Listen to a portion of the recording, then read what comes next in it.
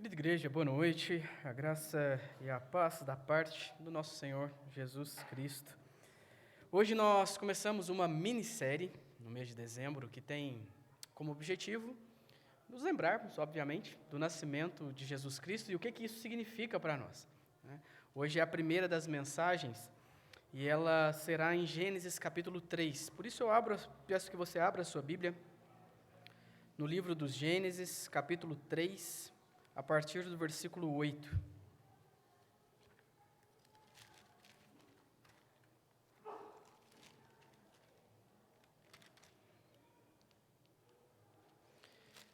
Gênesis capítulo 3, de 8 em diante.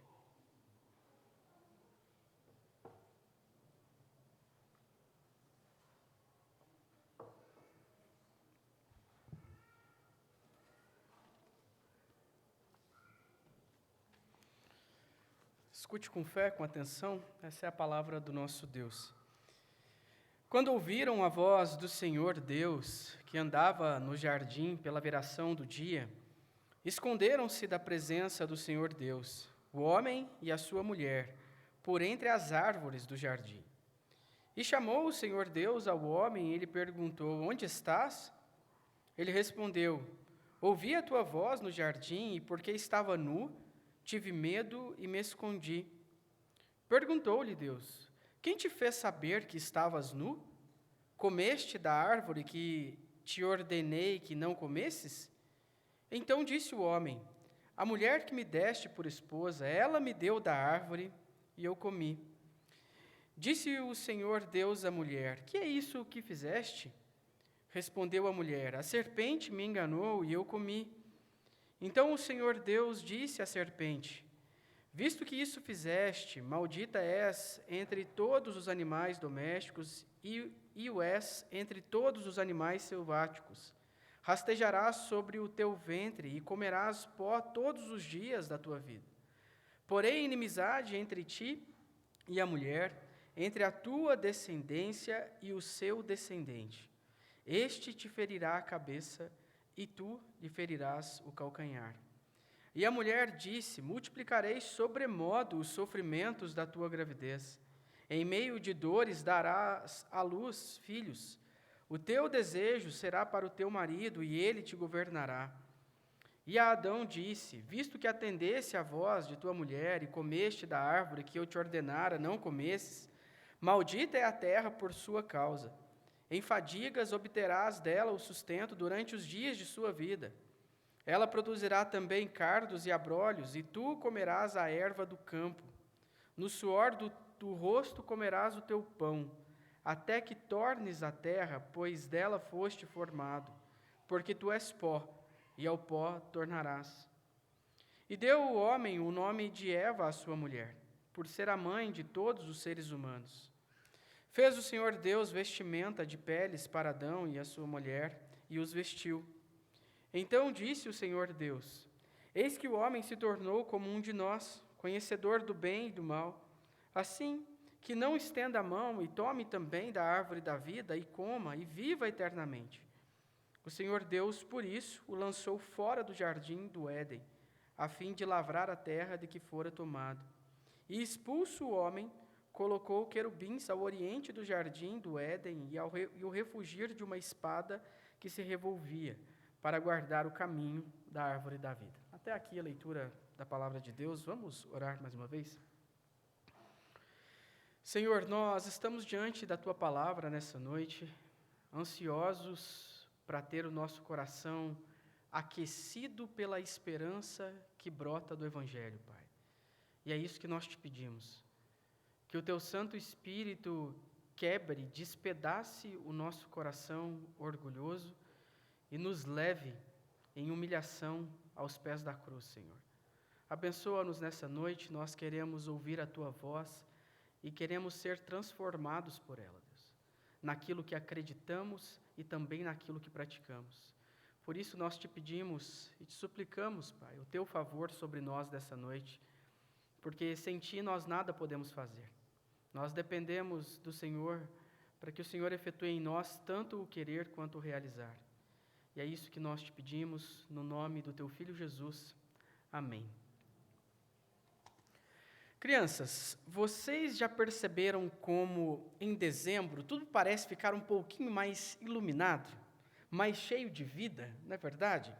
Tem luzinhas nas ruas, tem pisca-pisca nas praças, nas árvores, no shopping, na igreja também tem. Na árvore que a mamãe montou, talvez, na sala da sua casa, com aquela musiquinha de Natal tocando ao fundo. O fato é que a luz lembra para a gente algo importante sobre vida, sobre sentido, sobre significado. E esse é o clima especial que vem com o mês de dezembro, um clima de Natal. Mas, crianças, mesmo com tanta luz, vocês sabem disso, a vida continua às vezes difícil, não é verdade? Ainda a gente tem problema dentro de casa, ainda tem doença, ainda tem gente triste, se sentindo sozinha, ainda tem notícia ruim na TV, passando o tempo todo. E desde cedo, meio que a contragosto, eu diria, a gente acaba aprendendo que toda escolha tem consequência. Se a mamãe diz, põe a blusa que vai fazer frio, e a gente não põe, pode ter certeza, no outro dia 39 de febre e vai estar ruim. Se o pai avisa, não joga a bola descalço, a gente volta para casa sem a tampa do dedão, certamente. Por que a vida é assim? Cheia de alegrias e coisas boas, nesse mundo cheio de glória, mas ao mesmo tempo cheio de problemas e tristezas. É exatamente isso que Gênesis capítulo 3 explica para a gente. Por que as coisas no mundo estão do jeito que elas estão? Por que existe doença? Por que existe sofrimento? Por que existe morte, dor, briga, cansaço, medo? Mas, ao mesmo tempo, esse é o capítulo também onde Deus acende a primeira luz da esperança em meio às trevas, a primeira luz do Natal, bem no meio do caos da queda. E é sobre isso a nossa mensagem nessa noite.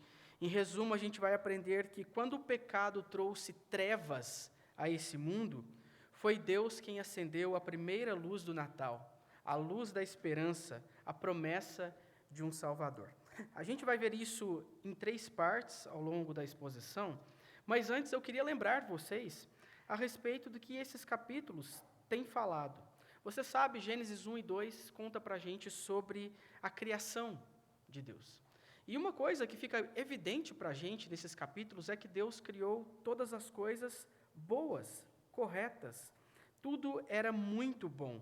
Deus criou tanto o mundo material quanto o mundo espiritual e criou o ser humano à sua imagem e semelhança e colocou o ser humano num lindo jardim, num lugar cheio de alegrias, cheio de glória, cheio de prazeres que apontavam como setas para a glória do Criador. Mas algo aconteceu e a gente sabe disso. Todo dia a gente experimenta que tem algo errado com o mundo, conosco. O pecado entrou na criação, é o texto um pouquinho antes, texto que a gente não leu, de Gênesis 3, de 1 a 7, conta isso para a gente. E esse pecado afetou todas as nossas faculdades e relacionamentos e também o mundo à nossa volta. O coração do ser humano passou a ser orgulhoso, acreditou na mentira de Satanás, que na desobediência nós seríamos como Deus, né? E aí nós experimentamos de marcas desse coração corrompido. Cobiça, desobediência, improviso, aquela tentativa de satisfazer o nosso próprio coração à parte de Deus. E é assim o mundo, é assim nossa vida, não é? Boa e cheia da glória de Deus, mas ao mesmo tempo corrompida, quebrada pelo pecado, e daí a gente experimenta dores e sofrimentos. Quando a gente olha para esse texto, como eu disse a vocês, a gente vê um texto que nos mostra um caos. Algo terrível havia acontecido na criação, o pecado havia entrado na boa e perfeita criação de Deus e o mundo foi quebrado pelo pecado. A gente vê algumas marcas desse caos, tanto nas reações de Adão e de Eva, mas, acima de tudo, a gente vê a graça de Deus agindo em meio ao caos.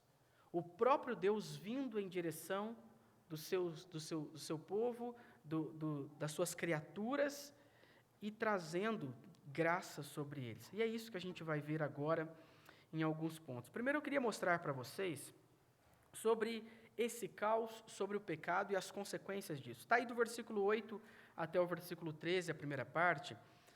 Veja que o pecado nos faz fugir de Deus. Repare que o versículo 8 diz assim: quando ouviram a voz do Senhor Deus, que andava no jardim pela viração do dia, esconderam-se da presença do Senhor Deus, o homem e a sua mulher, por entre as árvores do jardim. Veja, eu queria que você percebesse o contraste do texto, mostrando para a gente como as coisas eram e como as coisas estão agora. Antes, quando Deus vinha na viração do dia, era um momento de alegria para Adão e Eva. Era um momento de prazer, um momento que eles encontravam com o seu Criador. A presença de Deus era um lugar de descanso e comunhão. Só que agora, após o pecado, após a queda, a mesma voz de Deus se torna motivo de medo. E eles se escondem agora de Deus entre as árvores do jardim. E, queridos, não é assim que o pecado nos faz agir também hoje? Não é assim comigo e com você na nossa vida? O nosso coração também não tem essas mesmas marcas, ao invés de nós, muitas vezes, nos alegrarmos na presença do nosso Deus, nós tentamos fugir dela por causa do nosso pecado. A gente evita orar porque a gente acha que isso não é tão importante assim para a nossa vida. Lá no fundo, a gente acredita que não faz tanta diferença ter uma vida de oração com o Senhor. A gente evita ler a palavra dia e de noite, como diz o salmista, porque nós não achamos que isso terá algum impacto significativo na nossa rotina. Ou seja, a gente acredita que aquilo que a gente sabe é suficiente, eu não preciso desse contato diário com a palavra de Deus. A gente evita a comunhão, a igreja, porque tolamente a gente acredita que existem coisas que oferecem mais descanso e prazer para o nosso coração do que a adoração ao Senhor. Veja, isso está no meu coração. Essa tolice está no meu coração. Essa tolice está no seu coração. Às vezes a gente acredita que uma tarde em frente à televisão, ou uma festa, ou um dia na praia, ou um dia no clube, vai trazer para a gente o descanso que nós queremos. Isso é a tolice causada pelo pecado. Isso é nós fugindo da presença do nosso Criador. Lá no fundo, a gente sabe que tem algo errado com a gente. Um coração com resquícios de autossuficiência que tenta o tempo todo se afastar de Deus e não correr para Ele. Uma outra coisa que a gente percebe aqui no texto é medo. Veja os versículos 9 e 10, dizem o seguinte: e chamou o Senhor Deus ao homem e lhe perguntou, onde estás? Ele respondeu, ouvi a tua voz no jardim, e porque estava nu, tive medo e me escondi. Deus pergunta para Adão, Adão, cadê você?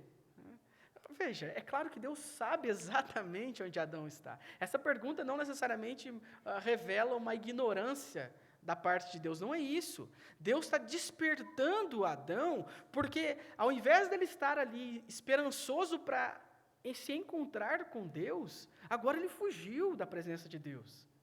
Ele tenta evitar Deus, e Deus pergunta, onde está?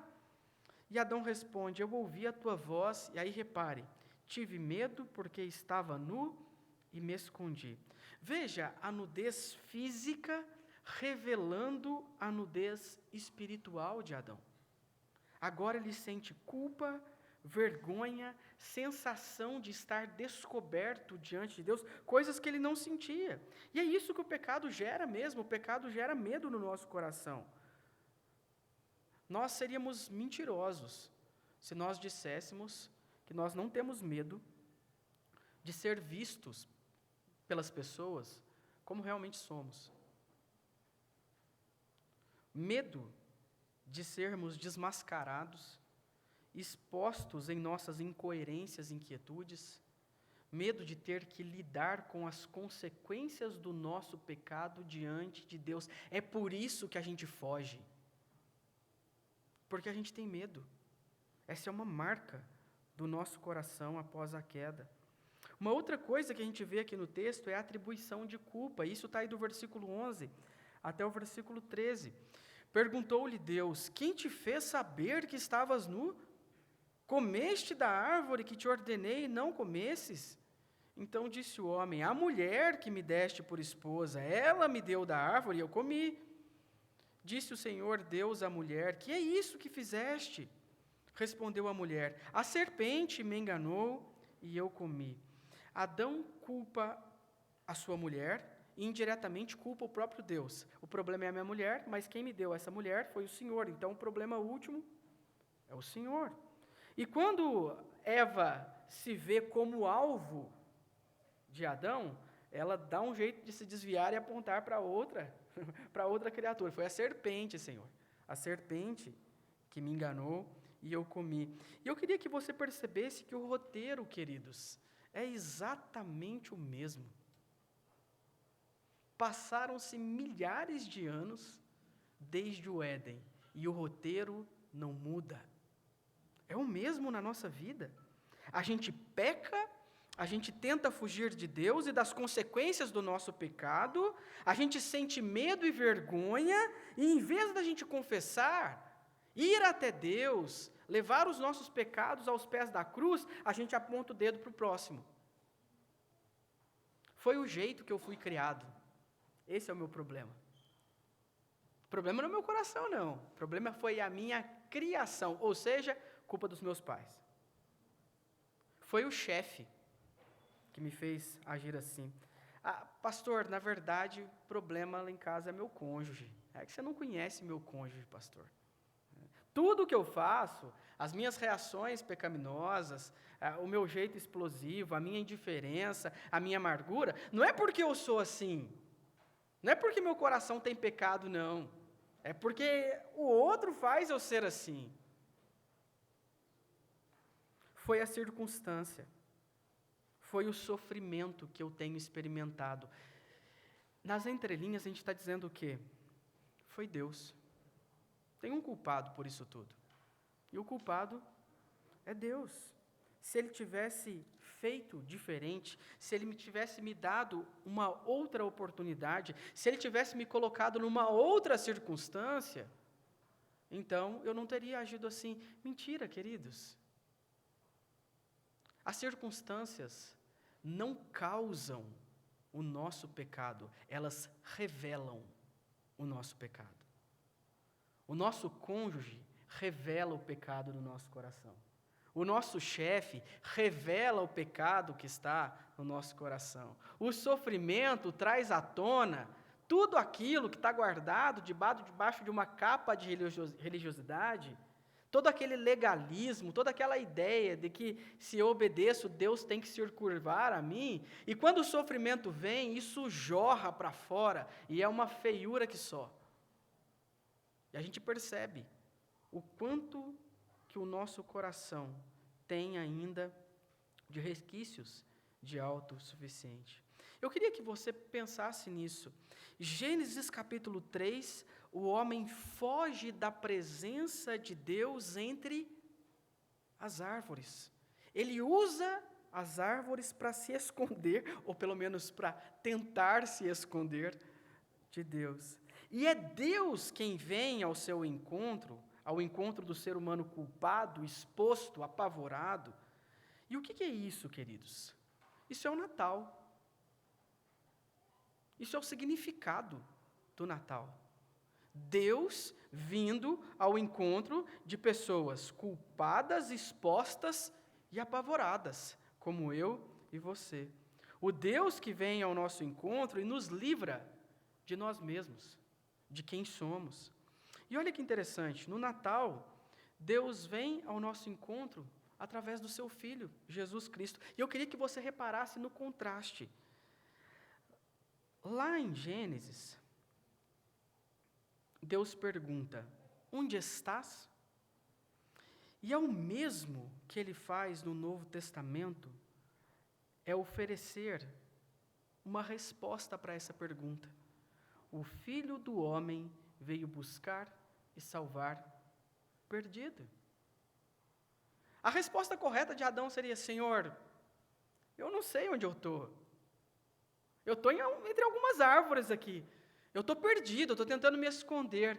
Tá bom, Adão. Eu vim te encontrar. E é isso que Cristo fez por nós.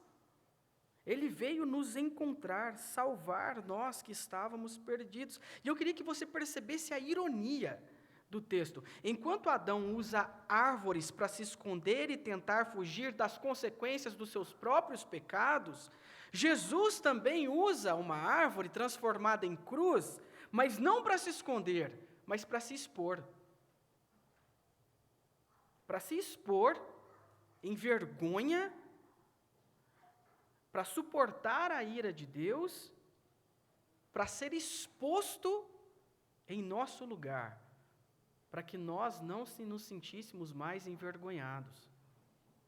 Jesus faz o oposto do que Adão fez. Uma outra coisa que a gente percebe aqui no texto, no meio desse caos, dessa confusão, é que o pecado quebra os nossos relacionamentos e também o mundo à nossa volta. Isso está aí do versículo 16 ao versículo 19. Primeiro, as consequências no lar, no relacionamento conjugal. Está aí no versículo 16, diz assim: E a mulher disse: multiplicarei sobremodo os sofrimentos da tua gravidez, e em meio de dores darás à luz filhos, e o teu desejo será para o teu marido, e ele te governará. A alegria de gerar filhos agora vai ser atravessada por uma grande dor. Ontem nós conversávamos sobre isso, eu, Amélia, Dani, Arthur, sobre o parto, né? E uma coisa que eu e a Amélia sempre falamos é: depois da queda não existe mais parto normal. A gente fala parto normal, mas parto normal não existe mais. Agora nenhum parto é mais normal. Todos eles vêm com as consequências do pecado, né? Uma outra coisa que o texto mostra para a gente é a relação entre o homem e a mulher, que antes era harmoniosa, agora se torna marcada pelo desejo de dominar, de exercer autoridade, de disputar o poder, de manipular um ao outro para que o outro se dobre à sua própria vontade. Então, um casamento que era marcado pela harmonia, pela submissão voluntária e servil ao próximo, agora se torna uma disputa de poder. É por isso que muitas vezes nas nossas casas a gente vive uma verdadeira guerra. Ao invés de ser o marido e a mulher contra o mundo, contra Satanás, contra o próprio coração, é o marido contra a mulher. E quem estiver perto vai sofrer, porque não sai muita coisa boa dali. Por quê? Por causa do caos, do pecado no nosso coração, da queda. Agora o nosso coração tem o desejo de dominar, um coração orgulhoso que disputa poder. Casamentos em guerra, famílias rachadas, ambientes hostis dentro da própria casa, não são apenas, queridos, problemas de personalidade. Ah, mas eu sou assim. Esse é o meu jeito, foi assim que eu fui criado.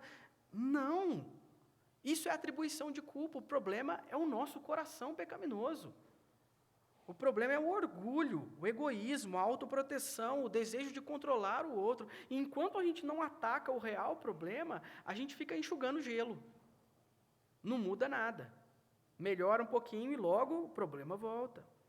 Olha que interessante, o trabalho também, a nossa relação com o mundo mudou depois da queda. Versículos 17 e 19 diz assim, a 19. E a Adão disse: visto que atendeste à voz de tua mulher e comeste da árvore que eu te ordenara não comesses, maldita é a terra por tua causa. Em fadigas obterás dela o sustento durante os dias de tua vida. Ela produzirá também cardos e abrolhos, e tu comerás a erva do campo. No suor do rosto comerás o teu pão, até que tornes a terra, pois dela foste formado, porque tu és pó, e ao pó tornarás. O trabalho que existia antes como um privilégio, agora é marcado por suor, cansaço, frustração e, no fim, morte. Certa vez eu conversava com um irmão aqui da igreja sobre isso, e eu estava ensinando sobre o fato de que nós vivemos numa terra amaldiçoada por Deus. E eles falavam assim, mas pastor, a terra está amaldiçoada? Está amaldiçoada. A terra recebeu uma maldição do próprio Deus por consequência do pecado. E é por isso que a gente fica tão cansado. Sejamos honestos, às vezes a nossa rotina não está tão apertada assim. A gente encontra um bocado de tempo para ficar nas redes sociais. A gente encontra um bocado de tempo para ficar na frente da televisão, para fazer aquilo que a gente prioriza. A gente tem o tempo que a gente julga ser o tempo do nosso descanso, mas parece que o nosso coração não está descansado. Ele está sempre em busca de algo, querendo algum tipo de alívio, que a gente não sabe ao certo o quê. E a gente acha que a gente vai resolver o problema do nosso coração com coisas criadas. E a gente se cansa ainda mais. Por que isso acontece? Por que a nossa produtividade tem sempre essa percepção de que falta algo? Por que a gente está sempre inquieto? Porque a terra está amaldiçoada por Deus. E essa sensação constante de cansaço, de que a gente nunca dá conta, de que sempre está faltando algo, de que a gente precisa fazer mais, de que a gente precisa correr mais, de que a gente precisa investir mais, gastar mais a nossa energia, enfim, de que isso depende da gente, é uma sensação que nos mata ainda mais. Porque, na verdade, não depende da gente. Não é o que eu faço, é o que Cristo fez por mim. E quando eu me esqueço disso, sim, eu fico muito cansado. O pecado afetou tudo, a nossa relação com Deus, a nossa relação com o próximo e também o mundo. Mas sabe o que é mais interessante, queridos? O que salta aos olhos nesse texto é que no meio de toda aquela confusão, Deus vem com graça às suas criaturas. Deus não deixa que as suas criaturas fiquem à sua própria sorte, não. Ele vem intervir nessa história trazendo graça, e eu queria mostrar isso para vocês, porque isso é o coração da mensagem de Gênesis capítulo 3. A primeira coisa que a gente vê da parte da graça de Deus aqui, está aí nos versículos 14 e 15, aquilo que os teólogos chamam de o proto-evangelho. Então o Senhor Deus disse à serpente: visto que isso fizeste, maldita és entre todos os animais domésticos e o és entre todos os animais selváticos. Rastejarás sobre o teu ventre e comerás pó todos os dias da tua vida. Porém, inimizade entre ti e a mulher, entre a tua descendência e o seu descendente. Este te ferirá a cabeça e tu lhe ferirás o calcanhar.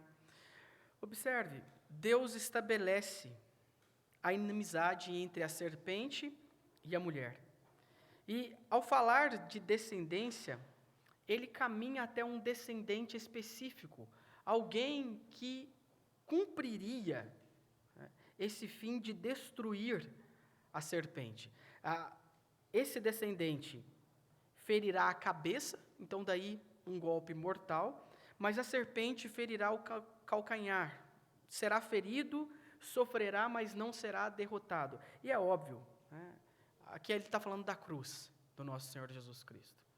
Quando Satanás usa todos os instrumentos políticos e religiosos para conspirar, para incitar a multidão a levar Jesus à cruz, e quando ele acha que ele venceu com a morte de Cristo, é exatamente ali que ele é derrotado, que ele sofre o seu golpe mortal, porque agora ele não tem mais como acusar os eleitos de Deus, porque Cristo morreu no lugar deles.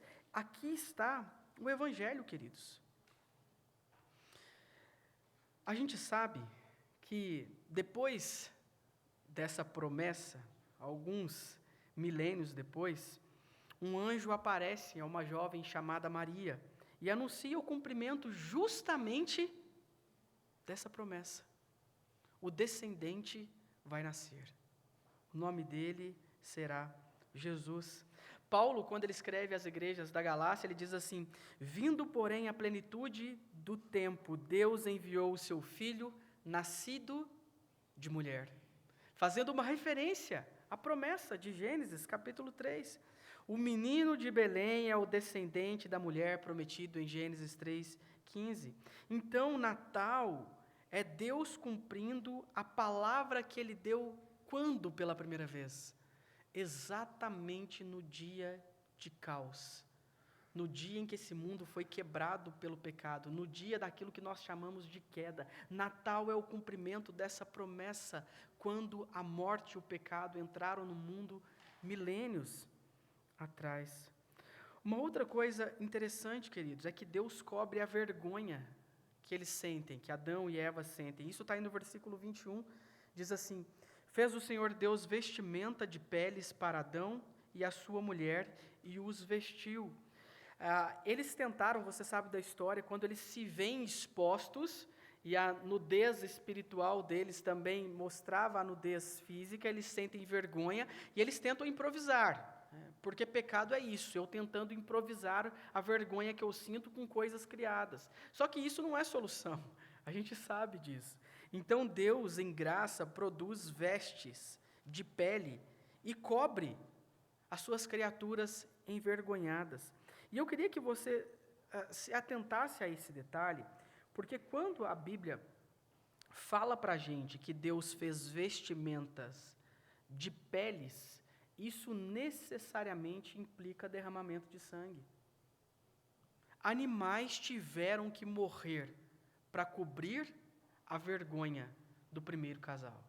Deus derramou sangue ali naquele momento para cobrir a vergonha de Adão e de Eva.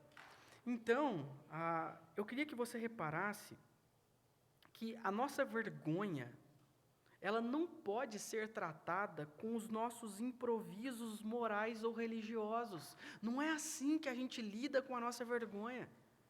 É Deus quem toma a iniciativa, providencia o sacrifício e nos cobre com a graça dele. Deixa eu te fazer uma pergunta. Por que Jesus nasceu numa estrebaria? Você fala, pastor, a história é essa, né? O casal estava viajando, chegou a Belém, não tinha lugar para ficar, ficaram onde foi possível, né? Era o que tinha naquela época, e a história, a gente sabe que é isso. E aí Jesus nasce, é colocado numa manjedoura, que é um coxo para alimentar os animais, né? A palavra lá na descrição de Lucas, estalagem, era um local para se referir a um quarto, né, na casa, que muitas vezes os animais ficavam dentro desse quarto, né, na hora de dormir. E aí eu queria fazer a pergunta para vocês de novo: por que Jesus nasceu numa estrebaria, num lugar onde ficam os animais? Deixa eu te fazer uma outra pergunta. Qual que é o melhor lugar para um cordeiro nascer? Exatamente ali. Por quê? Porque Jesus é o Cordeiro de Deus, que tira o pecado do mundo. Então, o que começou com um animal que morre para vestir Adão e Eva, culmina no Filho de Deus morrendo para nos vestir com a sua justiça, para cobrir a nossa vergonha, para resolver o nosso problema. Uma outra coisa que a gente vê aqui no texto da maravilhosa graça de Deus, Deus expulsa Adão e Eva do jardim para protegê-los e não para puni-los, porque essa é a ideia que a gente tem. Aí dos versículos 22, versículo 24, ao versículo de 24, diz assim: então disse o Senhor Deus, eis que o homem se tornou como um de nós, conhecedor do bem e do mal, assim que não estenda a mão e tome também da árvore da vida e coma e viva eternamente. O Senhor Deus, por isso, o lançou fora do jardim, a fim de lavrar a terra de que fora tomado. E expulso o homem, colocou querubins ao oriente do jardim do Éden, e o refugir de uma espada que se revolvia para guardar o caminho da árvore da vida. Aqui é proteção. O homem caído em um estado de pecado e miséria, comesse da árvore da vida, viveria eternamente nesse estado de pecado e miséria. E o que Deus faz? Deus protege as suas criaturas, tirando delas a possibilidade de viver eternamente nesse estado de pecado e miséria. Sim, a gente vai comer da árvore da vida, mas quando Deus nos restaurar. E aí a gente vai viver eternamente desfrutando dessa árvore. É isso que Apocalipse 22 conta para a gente. A árvore da vida reaparece no centro da grande cidade, agora acessível por causa daquilo que o Cordeiro fez. Então a história começa num jardim fechado, em trevas por causa do pecado, e termina numa cidade-jardim iluminada pela glória de Deus, onde a árvore da vida está disponível aos redimidos, e isso significa vida eterna. Vida eterna, sem morte, sem dor, sem sofrimento, sem tudo aquilo que tem acontecido nesse mundo amaldiçoado por Deus. Eu queria terminar essa primeira mensagem sobre o Natal, em Gênesis 3, considerando algumas coisas rápidas com você. A primeira coisa que a gente precisa fazer, queridos, é reconhecer a realidade do pecado. A gente não pode ficar romantizando o mundo. O mundo é quebrado. E ele não vai oferecer para a gente aquilo que o nosso coração precisa. Só que a gente se auto-engana em relação a isso. A gente acha que algumas circunstâncias podem dar para a gente a vida que a gente tanto espera. E é por isso que a gente fica correndo atrás do vento. É por isso que a gente se apega tanto àquilo que o autor de Eclesiastes chama de vapor, um sopro, que a gente tenta segurar e já se foi. Porque a gente se esquece de que esse mundo não está no estado em que ele deveria estar. É um mundo quebrado, é um mundo amaldiçoado, e nenhuma coisa criada vai dar para mim e para você o que o nosso coração precisa. Nenhuma. Não é dinheiro, não são bens materiais, não é fama, não é relevância social, não é um cargo melhor, nada do que você coloque aí nessa lista vai dar para você aquilo que você precisa.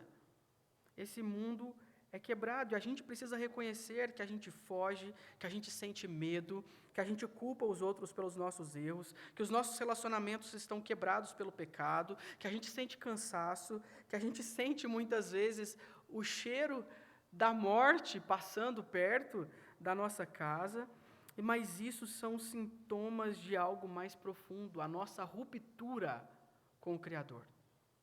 Esse mundo não vai dar para a gente aquilo que a gente espera, e a gente precisa se lembrar disso.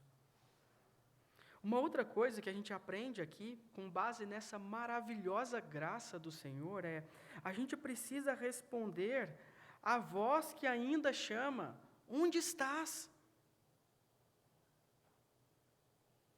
Cadê você? Deus pergunta isso para a gente. Cadê você, Aaron? Onde você foi parar? Por que você está fugindo de mim? Por que você, ao invés de estar correndo para a maravilhosa graça que eu tenho para te oferecer, por que você fica fugindo com medo, vergonha? E ele faz essa pergunta para nós. Novamente, Deus continua vindo ao encontro de pecadores, agora por meio de Jesus Cristo. E em vez de fugir, de se esconder, de atrás de desculpas, corra para o Salvador que nasceu, morreu e ressuscitou no seu lugar. Você tem acesso ao trono de graça por causa de Jesus Cristo. Então a gente não tem que fugir de Deus, a gente tem que correr para Deus.